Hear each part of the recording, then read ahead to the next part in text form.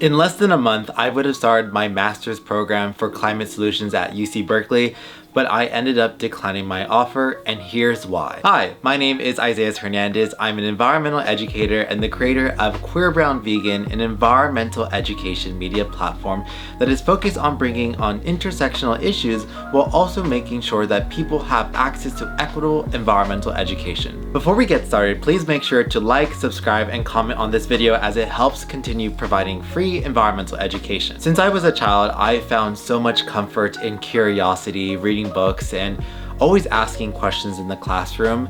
I would say that my passion for environmental education and literacy and climate really began at such a young age from both a place of love but also heartbreak and isolation. My younger years, I didn't really know what the term environmentalist even meant. I always kind of questioned myself whether or not environmentalists were reserved for typically affluent white individuals, but that really kind of changed over time. For those who don't know, my undergraduate career was at UC Berkeley studying environmental science back from 2014 to 2018, which is almost a decade, well, close to a decade now. But it was actually a very memorizing experience for me to go through all of that academic experience. And I think a lot of you watching this video are very curious to know, like, why would you decline going to a master's program at UC Berkeley, which is a very prestigious university? And there's a lot of things about this story for me is that one, climate has always been my calling, but it's something that has taken time for me to understand that this is exactly the work I want to do. But also two, to really unpack some of the narratives around climate and environmental science in my own story. Back in 2014, when I was in high school, I got the biggest news of my surprise. I was admitted to UC Berkeley's environmental science program as an undergraduate.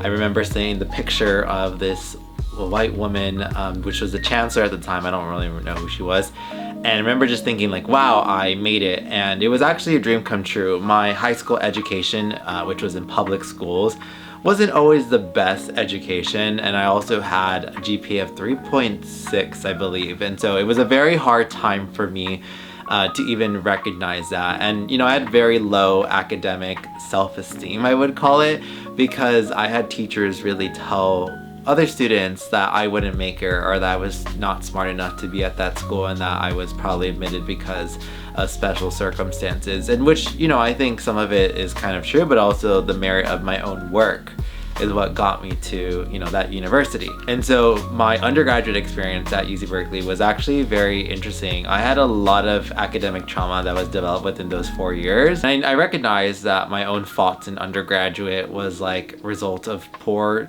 work study, having to work, having to deal with emotional health, having to check in on family problems, like being a first generation immigrant kid, but also being brown and queer. Like, it added a whole layer of like, oh my god, like this institution isn't made for me. I would walk into my environmental science classes not seeing a single black student, but also very few, less than 10 or 5 Latino students per lecture. And I was always just shocked thinking about like my experience in undergrad, because even though it's been such a long time since then, it's still so vivid in my memories of like the amount of experiences that a lot of first generation kids go through in undergrad, of like being dismissed, being told you're not smart enough, being questioned, not really understanding the intersectionality of race, class, gender, geography.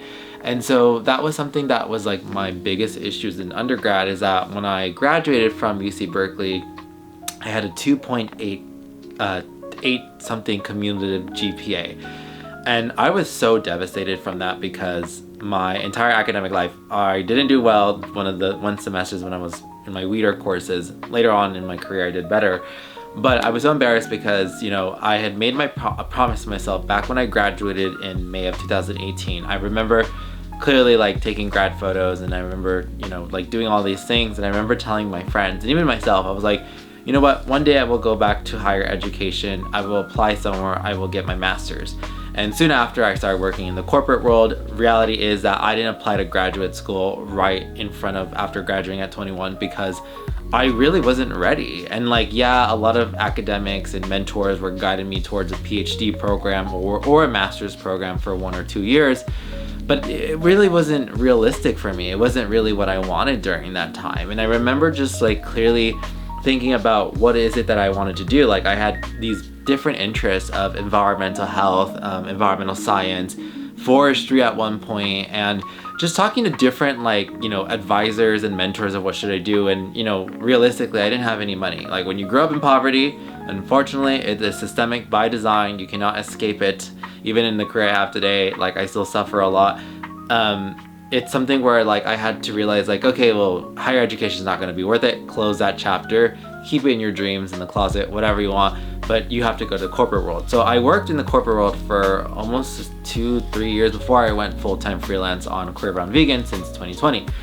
And I remember during that time, like the first job out of college, I was working 8 to 5, and then I was taking GRE prep courses at Berkeley from 6 to 10 p.m., which was an absolute nightmare. Back then, GRE was basically required for a lot of grad school admissions. Now it's seen as an optional, but during 2018, 19, and 20ish, I think it was kind of being required from a lot of graduate school admission. And I remember just like telling myself like through those grad prep courses of like, why am I doing this? Like, am I going to thank my younger self through this? And then even though like I took the GRE prep in 2019, I mean, the test scores don't last for a few years, and I think they expired by then when I was applying to grad school. But I just remember telling myself like I wanted to be the first one in my family to showcase to other queer Latino students, first generation, that higher education and environmental programs is possible. And that was really my dream to do that. And I just recognized that maybe this wasn't going to happen. And so I slowly closed that chapter, but I would see all of my friends like, applying to PhD programs or graduating from the master's and just having this very seamless experience. And I know that I don't want to romanticize academia because it's a lot of trauma and also low paying for a lot of grad students. I kind of felt like, this deep remorse of myself of like, what if you did? And, at the end of the day, I just said, well, at least you have a college degree. You're very privileged. You have a full-time job. You have a salary. You have medical benefits. That's really what you want. And so I just started saving money over time. And I think there was a moment where I kind of just realized like it was time to apply. In 2024, I made the decision to apply to graduate school. And this is because of various reasons. It had been almost 6 years since my undergraduate career.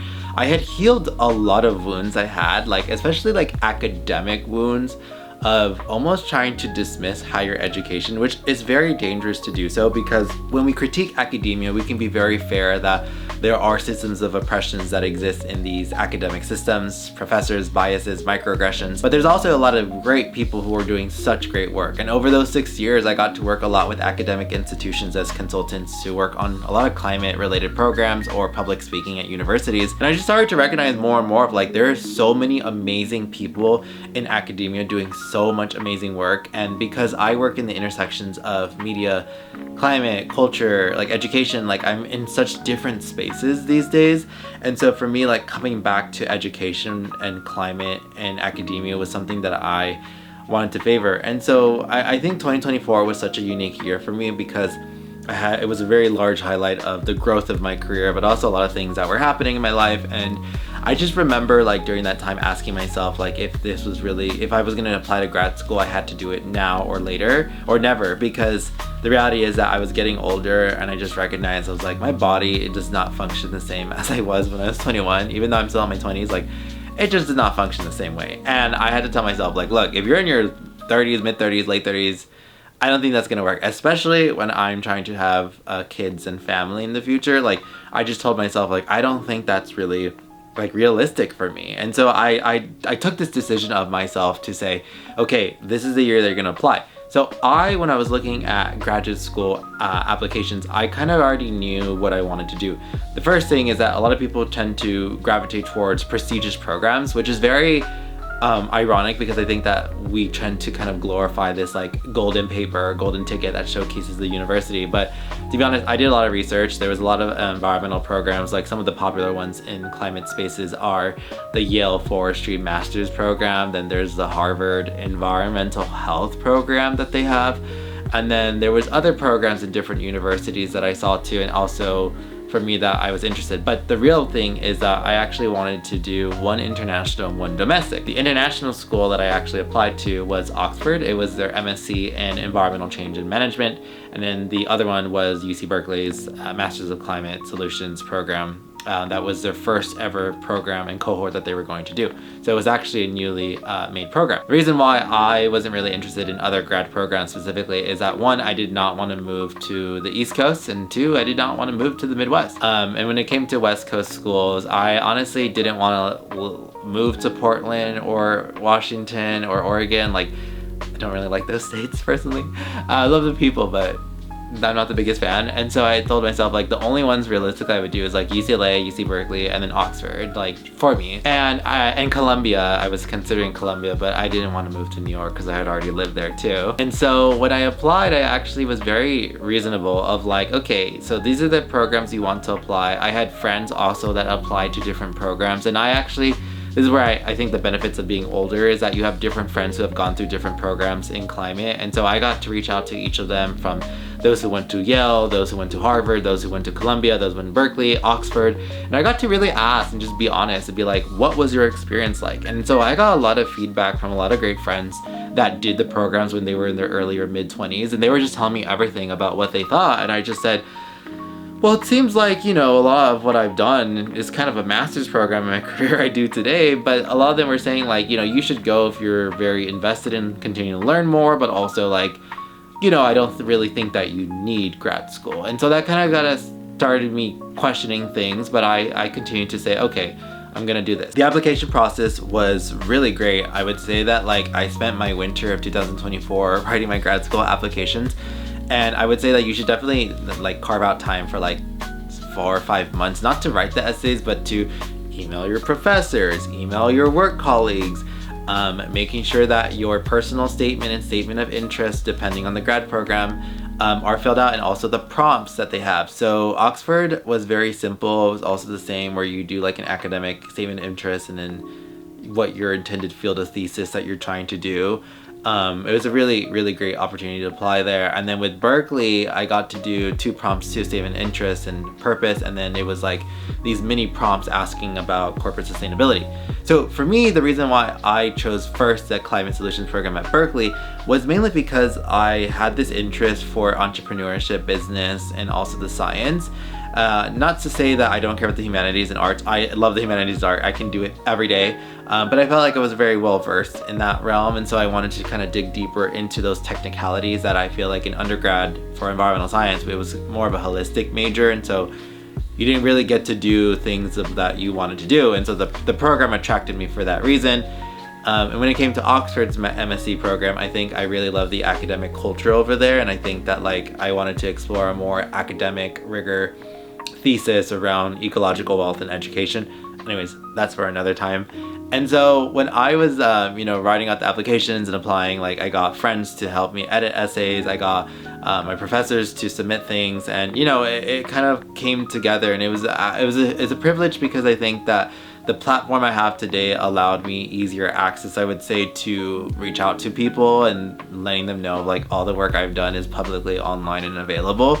And I got a lot of feedback from people. Like some mentors and professors were like, are you sure you want to go to grad school? Others were like, are you sure this is the right program? And I was just like, I know that it comes from a place of deep curiosity and care, but I would say that like if you are confident about applying to grad school, regardless if you're gonna go or not, definitely apply, because at the end of the day, like applying to grad school was such a huge achievement for me, where I felt like I remember trying to do it in my early 20s, trying to fill out an application for grad school at Harvard, and I was just like so nervous. I ended up deleting the application, and I was just like, you know what, I'm not gonna apply. And to now my late 20s, it's just kind of like, oh, I know what I'm doing now. Like this is exactly what I wanted, and I feel like I did the time, the research, the investment of just making sure that I really wanted to apply. And I think that's where a lot of people always ask about like, when do you know when you're ready for grad school? It's kind of like, when do you know when you're ready to walk as a baby? It's like, you just do it one day. And, that was something where I felt like it was such an eye-opening experience for me. In the early start of 2025, things were moving pretty quickly for my career. With the Los Angeles wildfires impacting all of January, it was kind of a very stressful time for me, especially because of family and everything that was happening. And I remember clearly just thinking about like, okay, what's going to happen with grad school? So with Oxford, it was actually very interesting. I ended up getting waitlisted and then I got rejected, which, to be fair, it is a very competitive school, and I admit that maybe my GPA wasn't the best for Oxford, but it was a different culture. And with UC Berkeley, I kind of thought, okay, well, if I didn't get to Oxford, I probably won't get into Berkeley. I was like, well, I'll follow suit the rejection, it's fine. And I got reached out to by the executive director at the Climate Solutions program at Berkeley and the department and UC Berkeley grad admissions. And they said like, we've read your application, we want to move forward with you and do an interview. Now, I've never done academic interviews. That freaked me out. I've done a lot of corporate interviews. I literally have walked into random offices in like the financial district in New York City, Manhattan, dressed in a suit, doing like very intense, heavy corporate interviews. So for me, it's not the fact that I was scared of this, it's more like, well, what do you do in academic interviews? And it was actually very interesting because the academic interview seemed more like a corporate interview, like I was being interviewed for a job, but instead I was being interviewed to be a candidate in their program. And some of the questions they asked was like, kind of like, introduce yourself and tell us more about the work that you do. I got to explain about what Queer Brown Vegan does as an environmental media platform and how it's been my full-time job. And one of the reasons why I was applying to the program was to actually learn more about business entrepreneurship, because I thought about opening another business in the future, but also being a consultant to work with a lot of brands and corporations and nonprofits on climate media and literacy through educational partnerships and how to help younger generations. And so that was really, my explanation of wanting the interest of the program, is that it seemed more like a combination of the science and business schools. And that was actually very attractive to me, because the unique thing about Berkeley's Climate Solutions program is that you're paired up with your cohort, but you're also paired up alongside the 3-year MBA business program, where I think they do an extra year or something, I don't really remember, but they're also within the cohort. So you get a mix of people who are in the cohort for the sciences, but you also bring in the business people. And so I thought that was actually very interesting, that you get to collaborate with different students that come from different industries. And that really was like my main motivation in like kind of like being applicable. The one thing I'll note, and this is not to hate at Berkeley or any of the admissions, is that I felt that in the interview they didn't really understand like the work that I do. Like they kind of were just like, oh, like it's not that they didn't see it as a passion project, but it's kind of like, this is my career. And I think one of the questions I think I asked is like, oh, that means that you kind of would have not to be able to work. And for me, working is a lot. It's financial stability, it's able to support like, my loved ones, but also it's like, it's a lot for me to not work. And so it was kind of this thing of like, well, when I was an undergraduate, I had 3 part-time jobs. Like, yes, they weren't full-time jobs, but like they were jobs like where I worked until like 4 a.m. for certain jobs. So I always knew for myself, it's like, I don't have the luxury to just take a year off and be a student. Like I was never the kid in undergrad where I could just focus on my studies and research. Like I had to do studies, my research to get published, and I had to work, and I had to have a social life. Like I did it all. It was not perfect, but like I was just telling myself, like as a grad student, I'm not here to party, I'm not here to do those things. I'm here more to be an adult now and just be like focused, but at the same time, like I can't take away a year off of work to do a grad program. And that was something where, I was like reflecting when I went through that. In March 2025 is when I finally heard back from Berkeley grad school. And I got the email notification. I remember screen recording this. It was so funny. Like I was checking to see like, okay, what happened, and I saw, oh my god, like I just got admitted to UC Berkeley. I saw the flyers and I kind of screamed, because I had such a long day at work, thinking like, I keep getting rejections and no's from different clients and other things. Like I need some good news. And I felt like that was really the good news. And in a weird way, I also thought like, oh my god, like I think my chapter in Los Angeles is coming to a close, knowing the fact that I just moved to LA 2 years ago. And I told myself like, oh my god, like I guess it's gonna happen. Like I guess I'm going to grad school. And I think that's when kind of reality hit, when you kind of saw the program cost, which is, I think it was around $65,000 for tuition and campus fees, which does not include housing. And housing is usually around I would say like $14,000, $15,000 for like 9-10 months in Berkeley, because the Bay Area rent is expensive. And I just told myself like, okay, well I got in, and they're telling me that I can, talk about scholarships and request one. So I requested one. I filled out the form. They did their thing, and they come with their first offer. It was a $10,000 scholarship for the entire year. And I said, okay, So I got into grad school, which was already very hard because there's probably a lot of applicants who apply. But the second thing was just like, $10,000 scholarship. I don't think that's really enough for me. And so one thing I tell people, especially grad students or people who are applying to grad school, is that you should negotiate your offer. You should not have to beg an institution to give you a scholarship. They should be begging you to give you a scholarship. So I listed all of my achievements. I said, well, I actually need a higher offer, but also like I've applied to other competitive schools and they're offering other things. And so, I kind of said that. And, I listed out like, everything that I've done and my worth and my value, kind of like when you're negotiating a salary raise for your employers.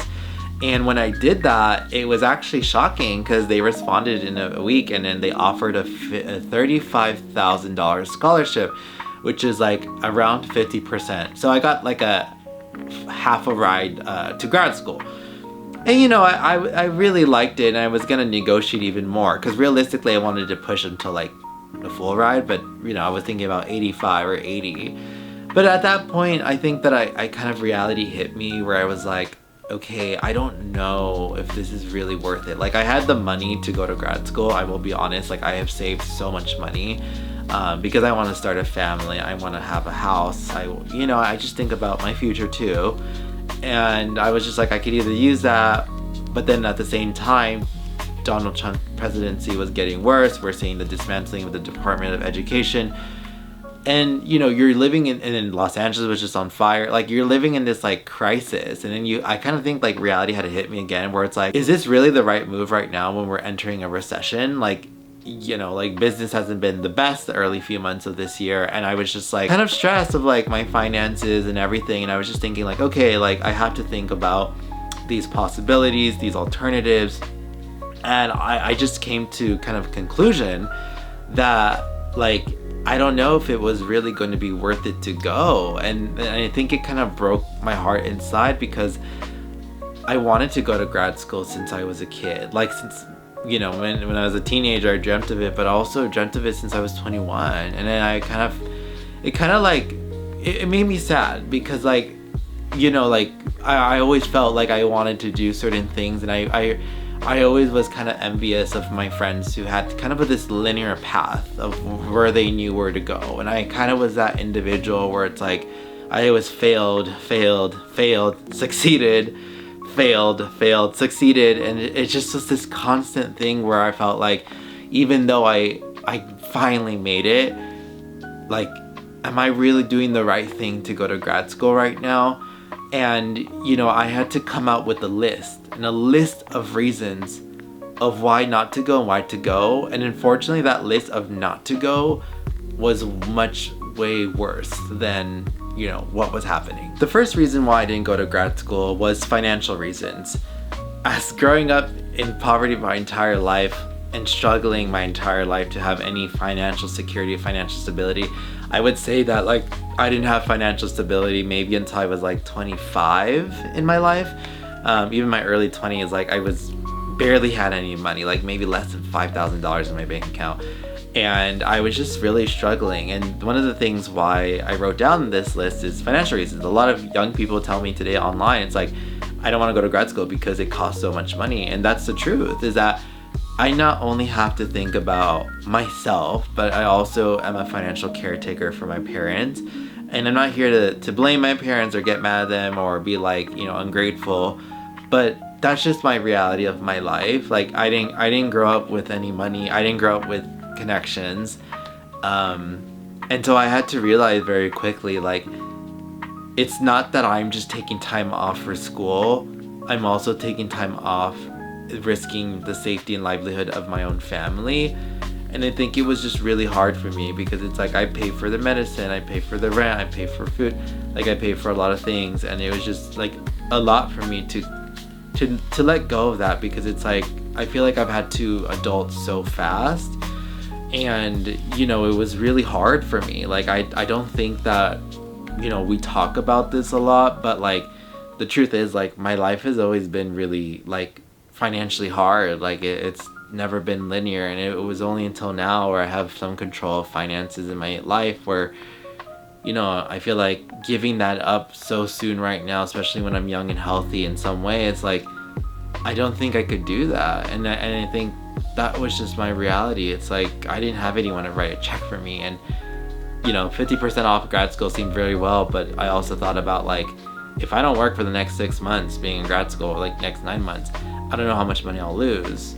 And so that was actually one of the largest reasons of declining my offer for grad school. It wasn't Berkeley's fault. It was just, honestly, I really had to be honest with myself. Like, financials are the number one factor that affects people. And also, I would never get a loan, especially because of what's happening right now. But I also got a loan in undergrad and I paid it off very quickly. And I had a $10,000 debt in loan, but I paid that off quickly. But I just wasn't really down to do it. I was just like, no, like, maybe in another time or lifetime, like I would go, or maybe in a PhD program or law school where I get a full ride, like something like that, to kind of showcase like there's other alternatives on that end. Reason number 2 is health issues.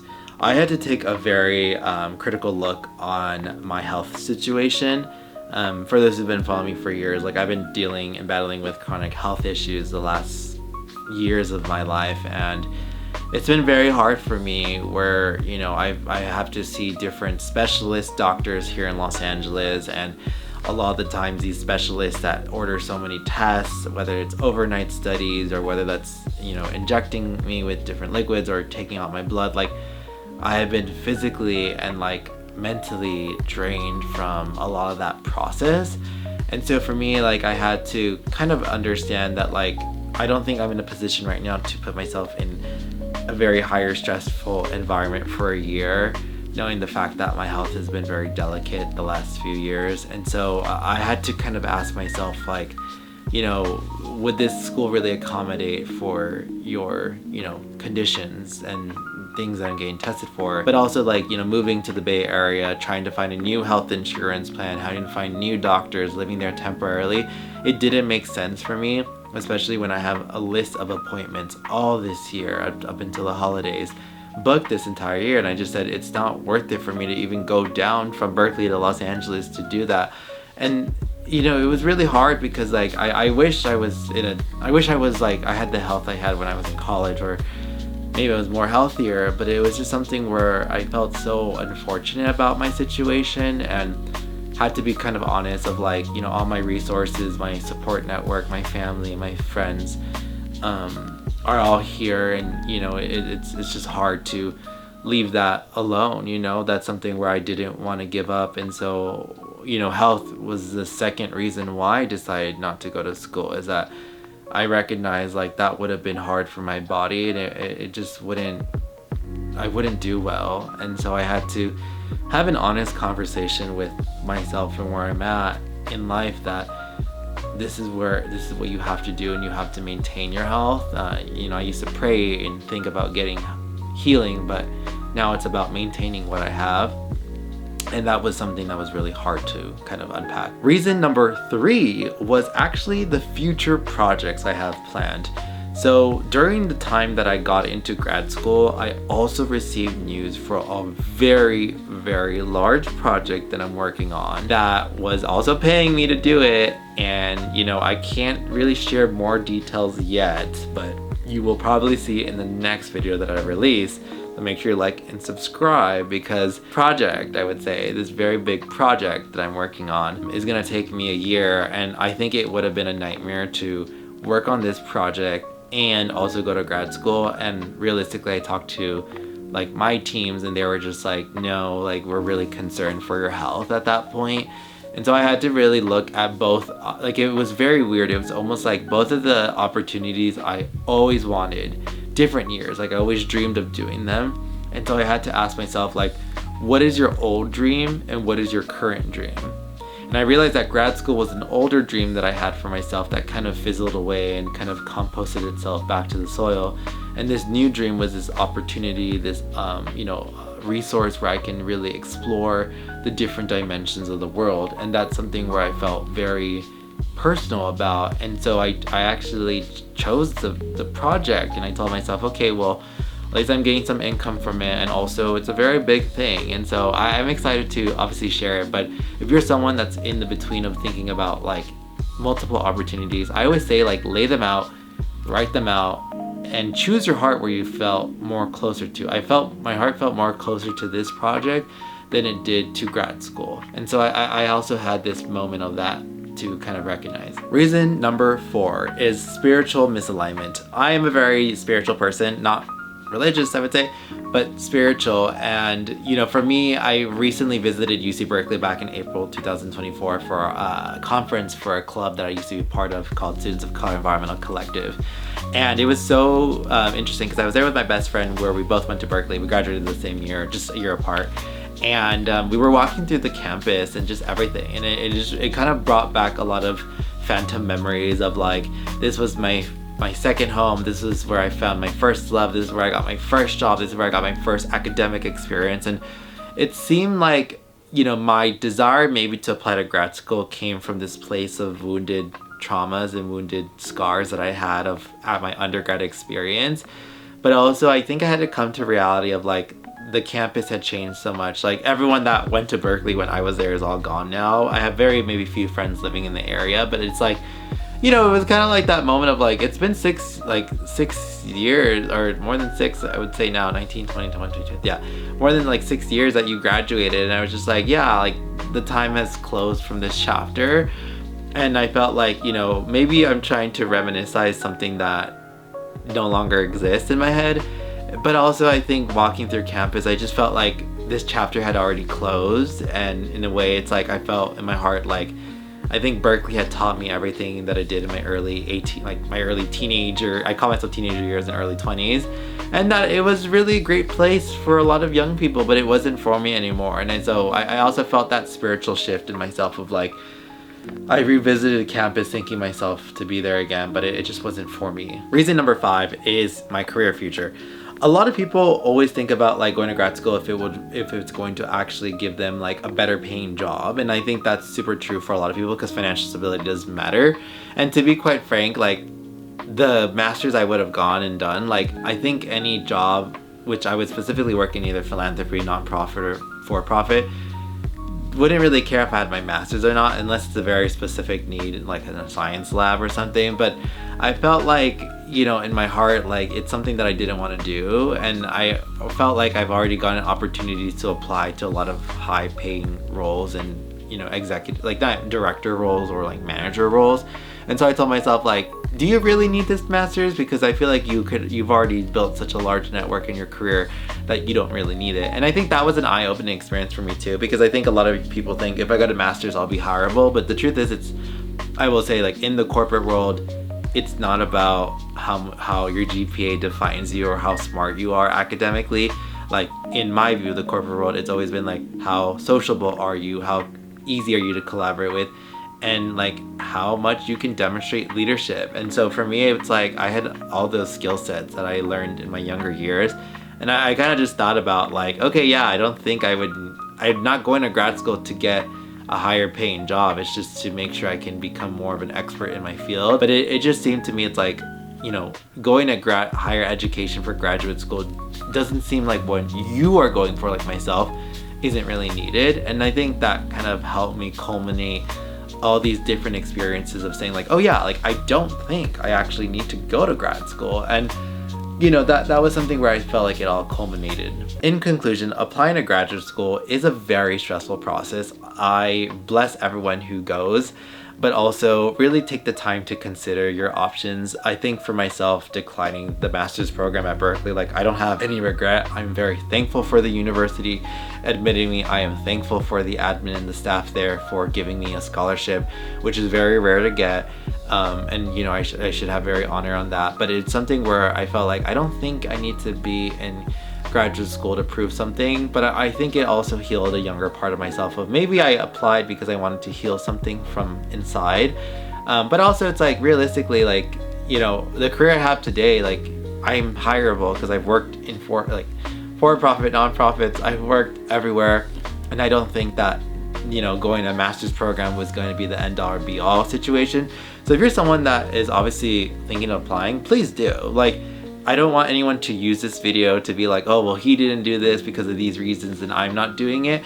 But I definitely think that like I saved myself from physical, emotional, spiritual health on that end, but also yeah, like I think that I did the right decision for myself and I don't have any regrets, and I could say that I was going to be a candidate for the grad program, and I'm very happy about everything. So please make sure that you apply to grad school if you're considering it, but also let me know in the comments below what your experiences were like going to grad school on that end. And yeah, I hope you consider liking and subscribing and commenting on this video, and I can't wait to share more news on the larger project that I'm announcing very